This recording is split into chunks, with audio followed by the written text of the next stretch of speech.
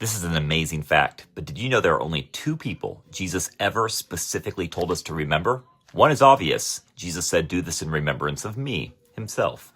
But are you ready for the second one? Remember Lot's wife. Jesus, the Savior of the world, tells us to remember a woman whose name is never mentioned and whose voice never speaks. But why?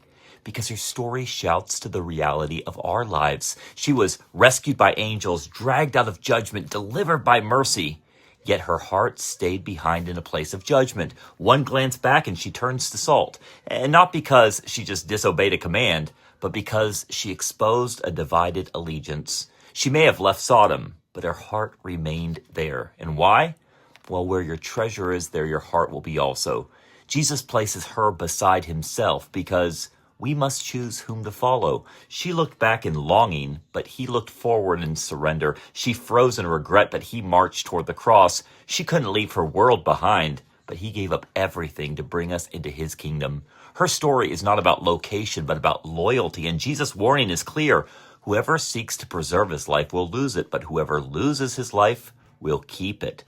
Remember Lot's wife. Don't let the lure of Sodom distract you from a love for the Savior.